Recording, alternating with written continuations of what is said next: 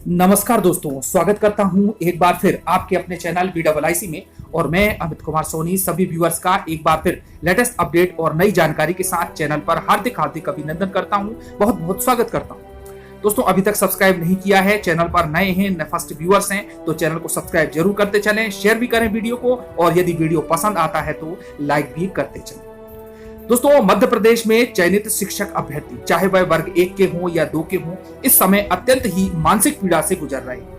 हम केवल एक ओबीसी वर्ग की ही बात नहीं करते, चाहे वह एससी कैटेगरी का हो, एसटी कैटेगरी का हो, ओबीसी का हो, या फिर जनरल से आता हो, या फिर इकोनॉमिकली वीकर सेक्शन का अभ्यर्थी हो, जो भी चयनित है और वेटिंग में है, उनके मन में काफी कंफ्यूजन पैदा हो चुकी है और काफी कुछ मानसिक पीड़ा से वो इस समय गुजर रहे हैं। और उसका जो प्रमुख कारण, जो मूल कारण रहा है, वो रहा है दोस्तों नियुक्ति न होना। सरकार के द्वारा भर्ती कोर्ट में फंसा दी गई है और कई प्रकार से मध्य प्रदेश के जो शिक्षक बेरोजगार युवक हैं, उनके मन में काफी कंफ्यूजन पैदा की गई है। कई अभ्यर्थी मानते हैं कि 27% आरक्षण पर स्टे है, कई अभ्यर्थी ये मानते हैं कि 27% आरक्षण पर स्टे नहीं है।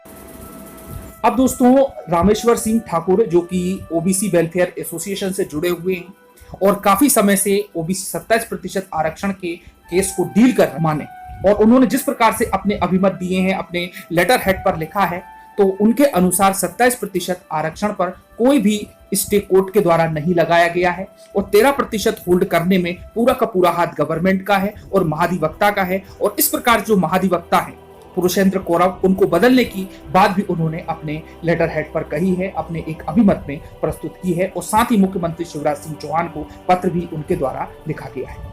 अब दोस्तों, सवाल ये उठता है कि क्या गवर्नमेंट वाकई में सीरियस है कि 27% आरक्षण ओबीसी को दिया जाए।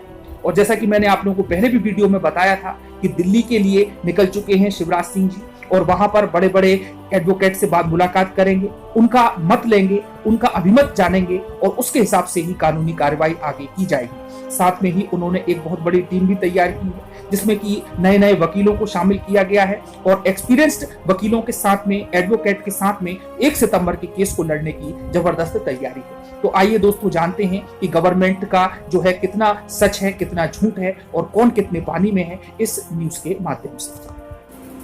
देखिए दोस्तों, हम इसकी डिटेल में जाएं उससे पहले सबसे पहले आप हेडिंग को देख लें कि ओबीसी आरक्षण मामले पर मची रार। याचिकाकर्ता के वकील ने कहा, सरकार ने ही रुकवाया है ओबीसी का आरक्षण। और दोस्तों, सरकार ने आखिर इस आरक्षण को किस प्रकार से रुकवाया है? क्या 13% होल्ड करने में गवर्नमेंट का ही हाथ है या सुप्रीम कोर्ट का क्या पेंच है? आइए जानते हैं थोड़ी और आगे इस न्यूज के माध्यम से कि मध्य प्रदेश में ओबीसी आरक्षण मामले को लेकर रार खत्म होने का नाम नहीं ले रहे। ओबीसी को 27% आरक्षण के मामले को लेकर एक बार फिर मध्य प्रदेश सरकार की ओर से हाई कोर्ट में आवेदन दाखिल किया गया है। जैसा मैंने दोस्तों पहले भी बताया था कि आवेदन दिया गया है और 6 याचिकाओं के वजह से यह आवेदन दिया है, जिसके कारण 27% आरक्षण को स्टे किया और उनसे हटाने की मांग इसमें की गई है।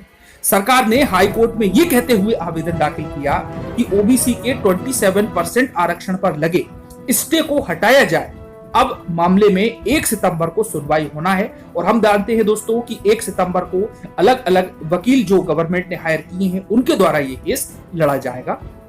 तो ओबीसी के 27% आरक्षण पर स्टे है ही नहीं।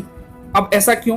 तो दरअसल मध्य प्रदेश में ओबीसी के 27% आरक्षण पर कभी हाई कोर्ट ने स्टे ही नहीं दिया। जिस 27% आरक्षण की बात हो रही है, उसमें 13% अतिरिक्त आरक्षण को हाई कोर्ट ने होल्ड किया है। लिहाजा सरकार का 27% आरक्षण पर से स्टे हटाने का आवेदन ओबीसी वर्ग को गुमराह करने वाला है।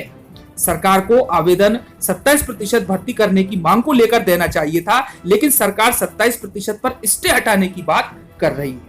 अब दोस्तों, समझना और आगे कि ओबीसी का आरक्षण आखिर सरकार ने ही रुकवाया है, ऐसा कहना किसका है? ये कहा है रामेश्वर सिंह ठाकुर ने, जो कि ओबीसी वेलफेयर एसोसिएशन के एडवोकेट हैं। तो उनका कहना है कि हाईकोर्ट में सरकार की तरफ से एडवोकेट जनरल ने जो अपना हलफनामा दिया है, पुरुषेंद्र कौरव जी ने जो अपना हलफनामा दिया है, उसमें ही सरकार ने ओबीसी का अतिरिक्त 13% आरक्षण होल्ड करने की मांग की है। अब सरकार एक तरफ जहां 27% आरक्षण पर स्टे हटाने की बात कर रही है, वहीं दूसरी तरफ सरकार खुद ओबीसी का बढ़ा हुआ आरक्षण रुकवा रही है। जिससे सरकार की मंशा पर सवाल उठ रहे हैं, ऐसा कहना है रामेश्वर सिंह ठाकुर जी का। अब एससी जाने की बात मेवानी यानी कि सुप्रीम कोर्ट में जाने का क्या पेच है वो भी आप समझ लें।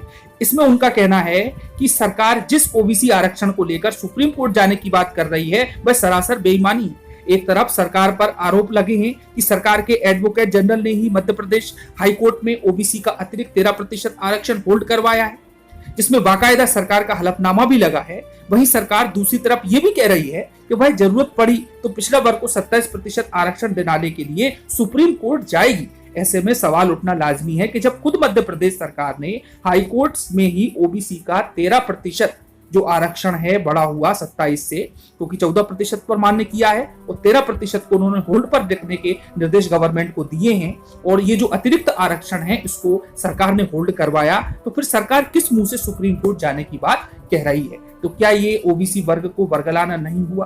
क्या ये ओबीसी वर्ग के साथ में किसी प्रकार की कोई बेईमानी नहीं हुई? ऐसा कहना है रामेश्वर सिंह ठाकुर का, जो कि एडवोकेट हैं ओबीसी वेलफेयर एसोसिएशन के।